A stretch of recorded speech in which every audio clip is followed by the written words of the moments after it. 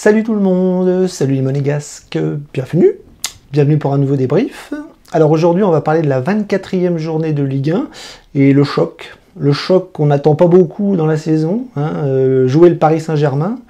Aller chez eux c'est une torture, les recevoir c'est une torture, c'est toujours des matchs très très compliqués, mais paradoxalement c'est des matchs que les monégasques aiment bien parce qu'ils sont surmotivés, il y a du monde dans le stade, ils se confrontent à des gros joueurs, il y a des médias partout, c'est vraiment des grosses affiches, des gros matchs de gala, et souvent les monégasques aiment bien ça, et répondent assez souvent présent. Contre le Paris Saint-Germain, on a gagné pas mal de matchs ces dernières années à la maison. Contre le Paris Saint-Germain, on a réussi à prendre des points pas mal de fois. Et là, on avait un contexte qui était quand même plutôt favorable, parce que la semaine dernière, on avait fait une grosse performance à Lens. Je vous ai rappelé que c'était les montagnes russes depuis quelques semaines, avec des victoires, des défaites, des victoires, des défaites. Et là, on enchaînait deux gros matchs, quoi. C'est-à-dire que Lens et Monaco, c'était dans le calendrier quelque chose d'important, avant de rejouer contre des équipes un peu plus moyennes, on va dire. Et donc là, on attendait le choc. Donc le contexte était plutôt favorable par rapport à ça. Maintenant, il y avait un contexte défavorable, c'est-à-dire qu'au niveau de l'infirmerie, c'était toujours la même problématique. Toujours autant de blessés, toujours autant de suspendus. On avait Zakaria qui était suspendu pour ce match. C'était une grosse tuile parce que Camara était blessé. Donc je vous rappelle, Caio Henrique, Mbolo, Diatta, Vanderson, Salissou qui était dans le groupe et puis qui finalement était blessé ce matin, je crois. Donc une nouvelle tuile, une nouvelle blessure. Donc là on était à 8 absents. Je dois en oublier un, mais le nom m'échappe. Bref, on avait Jacobs. Voilà. Donc 8 absents, c'est-à-dire que c'est énorme, c'est quasiment une équipe, et Hutter est obligé de bricoler, de s'adapter à chaque match. Il change de système, il change de joueur, il change de dispositif tout le temps, et c'est très compliqué pour les joueurs de s'adapter à ça. C'est très difficile pour une équipe de tourner aisément, surtout quand il n'y a pas de Coupe d'Europe et pas de Coupe de France. Mais on s'adapte, on essaye de faire plus ou moins bien. Adi Hutter est pas trop con là-dessus, et arrive quand même à motiver les troupes, on l'a vu la semaine dernière. Donc là, on repartait sur le 4-4-2, donc sans Salissou au dernier moment, la grosse tuile de dernière minute, et on avait une équipe plutôt pas mal par rapport aux 11. On a vu que sur le banc, c'était une catastrophe, parce qu'il n'y avait que des jeunes auxquels la 18h ne fait pas trop confiance. On va voir ce soir, il n'y en a aucun qui est rentré. Donc 4-4-2, Majeki maintenant qui est titulaire dans les buts. Défense, Kerrer, Maripane, pas le choix. Singo à droite, Ouattara à gauche, pas le choix. Milieu de terrain, donc là c'était Fofana tout seul, mais avec Golovin, qui était redescendu d'un cran. Sur les côtés, Minamino et Akliouche. Et devant, on avait donc la doublette éternelle, Balogun, Ben Yedder. Donc voilà, une équipe qui avait de la gueule, malgré un banc qui, lui, n'en avait pas du tout. Donc voilà, donc résultat, eh bien, on n'a pas perdu, on n'a pas gagné non plus, on a fait match nul. Voilà, on a fait un 0-0, donc pour le spectacle, c'est un peu triste. Pas de but, mais des occasions. On va voir que Monaco, en fait, en gros, si je devais résumer la rencontre, c'est une première mi-temps monégasque, une deuxième mi-temps parisienne. Donc le 0-0 symbolise bien la domination des deux équipes par mi-temps. On a vu un Monaco qui était plutôt vaillant en première mi-temps avec beaucoup d'occasions. Monaco qui s'est créé vraiment des belles occasions qui n'ont malheureusement pas été concrétisés, on n'est pas allé les mettre au fond.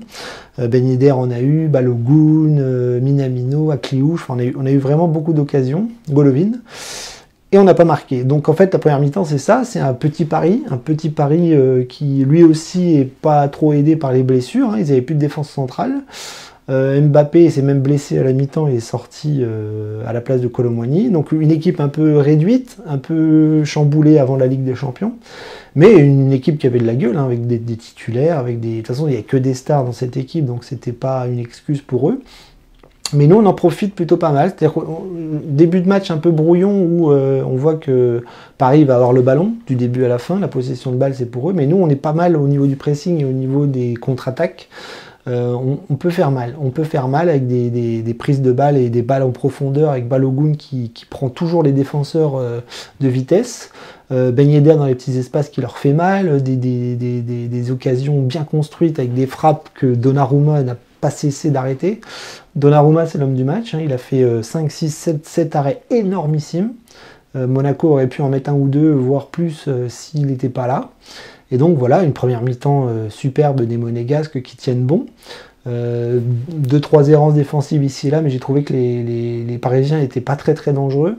Voilà, ça tournait un petit peu en rond du côté de Paris, et nous on profitait bien dans notre style de jeu, hein, dans notre philosophie, où jouer haut, jouer vite, jouer en transition rapide, et puis essayer d'aller planter comme on a l'habitude de le faire, avec la vitesse de Balogun et la technique d'un Minamino, d'un Akliouche ou d'un Golovin. Mais bon, malheureusement, on arrive à la mi-temps à 0-0.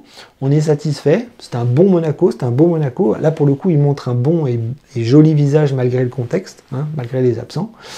Mais on se dit à la mi-temps, s'ils ne reviennent pas en deuxième mi-temps comme ils ont l'habitude de le faire, ben là, ça va saigner, quoi. Parce qu'en plus, Paris va faire rentrer des joueurs très rapides comme Dembélé ou Barcola.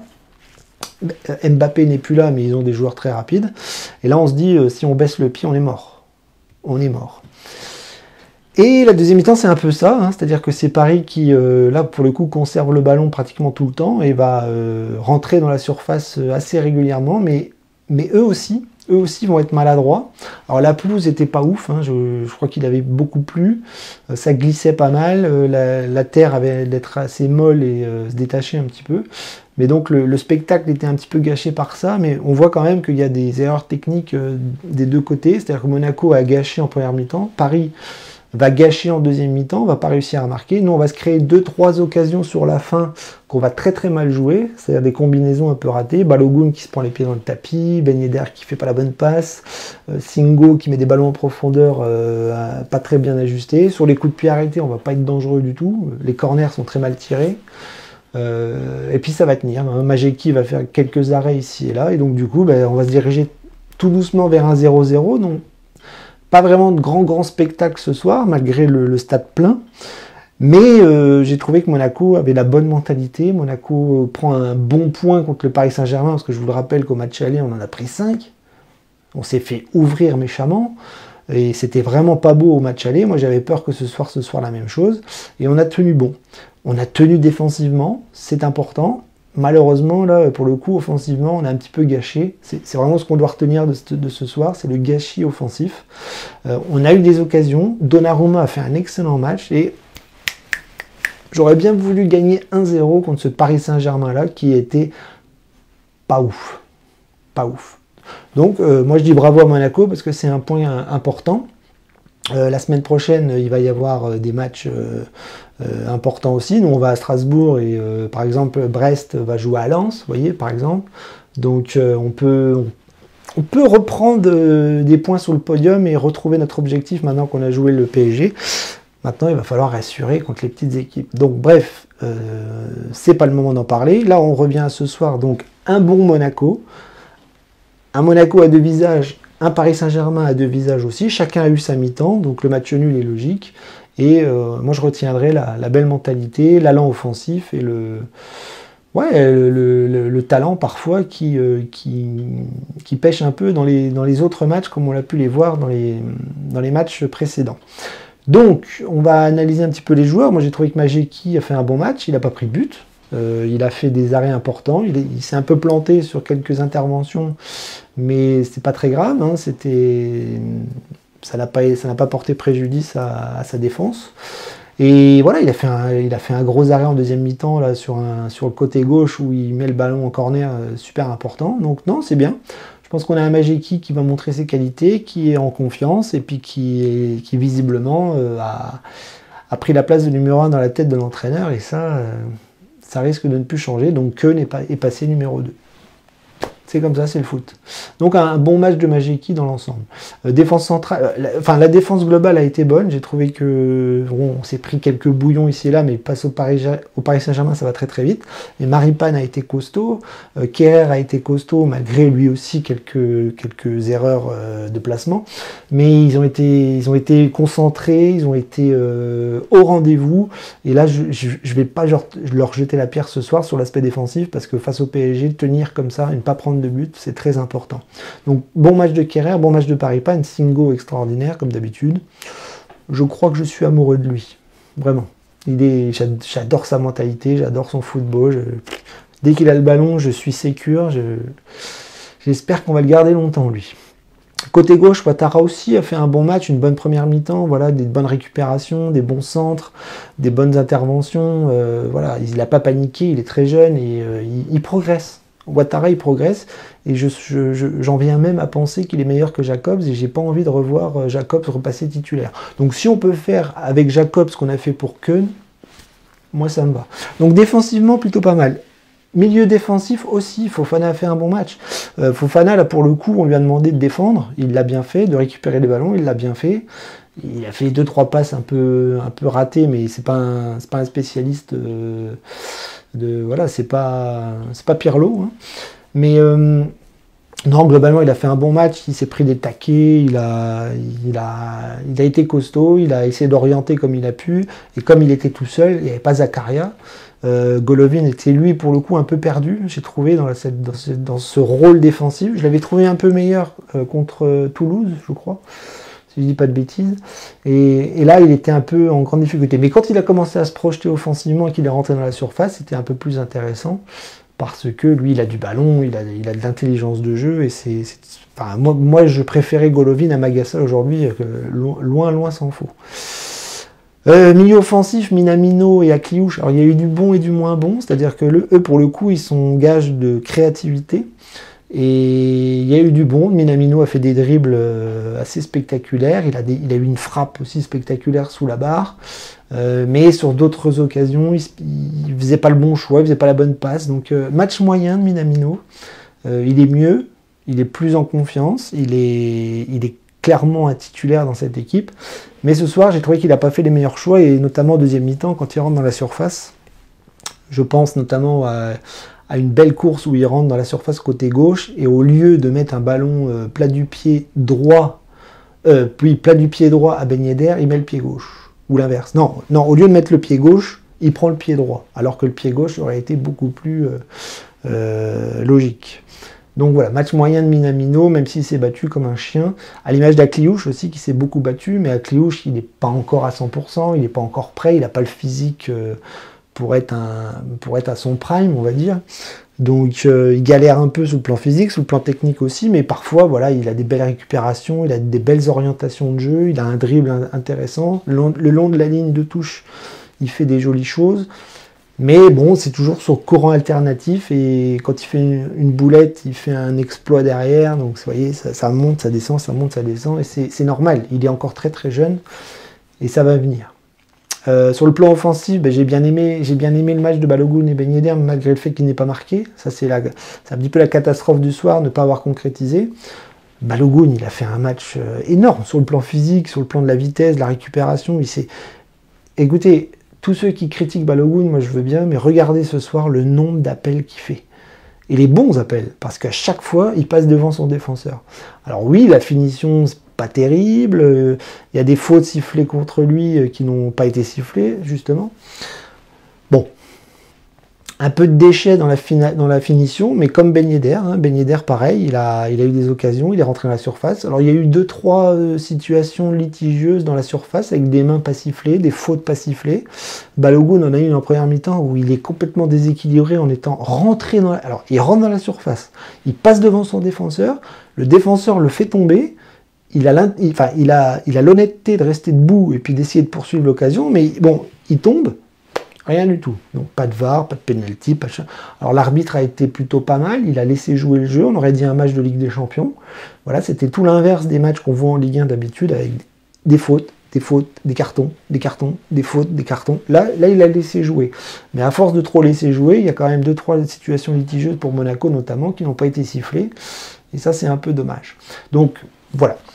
L'attaque à l'image des milieux offensifs, des milieux de terrain, et des défenseurs, un bon match, malgré un manque de finition. Voilà, c'est ça que je retiens, parce que ce PSG-là était prenable.